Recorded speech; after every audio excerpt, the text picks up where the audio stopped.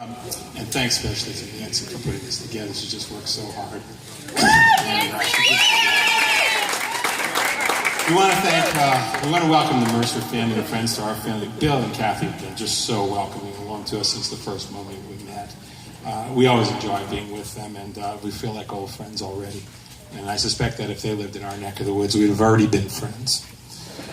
Ian, you're fearless, independent, competitive without being confrontational. You pursue your goals with polite, calm diplomacy. You have an appreciation for life's adventures and nature's wonders. You are respectful of the environment of others. You fill big shoes and tread lightly. You've always shared joy with a big smile. Thank you for being who you are, and thank you for being Kelly to us. We love you both. I remember the first time Ian brought Kelly to us. We had arranged to meet for lunch at Google while visiting Andrew, and I remember the look of adoration on both their faces. At that time, Kelly presented us with a gift. It was a mason jar full of fresh strawberries.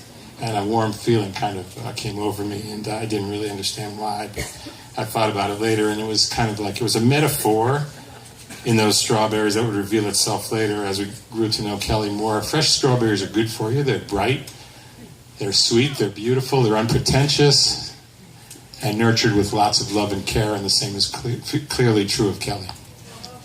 We learned later that these strawberries had a backstory that was truly remarkable. They were grown as a result of a wonderful project with which Kelly was involved. She served as the outreach and volunteer coordinator for the Santa Cruz Homeless Garden Project. This is a project that teaches homeless and disenfranchised people how to grow fruits and vegetables, giving an extraordinary gift of self-worth and purpose for those people who other people had cast aside. This is where our gift of strawberries had come from, and how cool is that? For that reason, you'll see a bowl of fresh strawberries on each of your tables. They're also beautiful, bright strawberries, and sweet and unpretentious, and they're good for you. So I want to talk about for a second a toast that originated back in the late 1800s, which has been steadily evolving for the last 4 generations in our family. My grandmother always made the same toast. She would wish everyone health and wealth and wisdom, but to channel her voice, she would say, "You should be healthy, wealthy, and wise." And in those times, in her times, it meant something much different. Healthy meant having enough food to survive and warm clothing to keep from freezing. Wealthy meant having enough money to buy your way out of a bad situation. And wise meant to stay hidden and not be in the wrong place at the wrong time. These wishes and her decision to leave her homeland and start a new life in this country worked their magic, but not without great sacrifice and hard work and great resolve. So today when we toast to healthy, wealthy, and wise, it means something much more fulfilling. Health means eating right and getting regular exercise. Wisdom means never stop learning. Take courses, learn new hobbies, explore cultures. Being wealthy doesn't always mean having a lot of money. It's about discovering the richness of life. It's about what we receive and, more importantly, what we give back. So you should be healthy, wealthy, and wise. My parents and Nancy, thank you. My parents and Nancy's parents fell short of being here physically, but I would like to pass on a wish from them via a song that was popular from their era. My dad was constantly humming tunes when he went about his daily life, and as the expression goes, he had a song in his heart.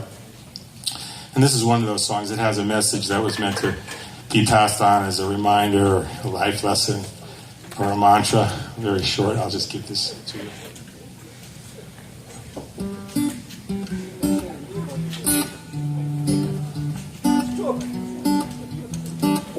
You got to accentuate the positive and eliminate the negative and latch on to the affirmative, and don't mess with Mr. In-Between.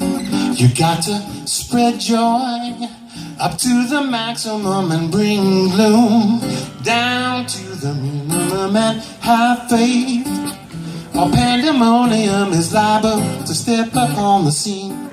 You got to accentuate the positive and eliminate the negative, and latch on to the affirmative, and don't mess with Mr. In-Between. And don't mess with Mr. between.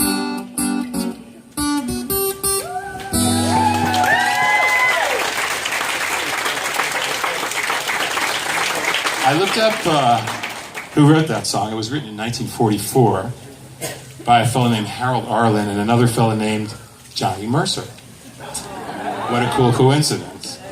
I have one final wish for Kelly and Ian, and I would like to express that musically.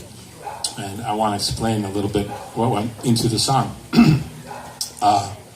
Why is music so important to us? Our lives are about music and dance. Our heartbeat is the tempo, fast when we run, afraid or fall in love, and slow when we are content and sleeping. The sounds of life, speech, wind, water, traffic, animals, rain, thunder is music. And how you walk and run and move and react and interact with others is your dance. So I composed this song and I titled it, I Want to Watch You Dance. Because as parents, we take joy in watching our children use the tools and the lessons that they learned in their upbringing to do their dance with life. It seems like just yesterday Nancy and I were getting married, and now we're celebrating the marriage of our son. I want to share some thoughts and wishes for our children while remembering how I felt with Nancy when I was standing under the chuppah. An important line in this song is, I've got love for life, which means two things. It means I love life and all it has to offer, as Kelly and Ian obviously do, and that they have someone, their love, to stand by them with which to share their wonderful life. So hence I have love for life.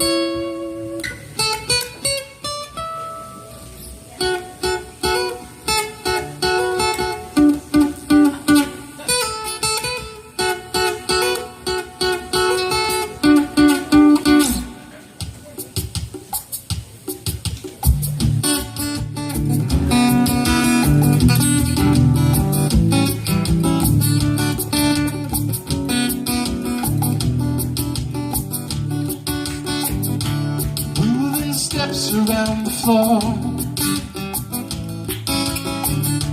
try some steps you haven't tried before.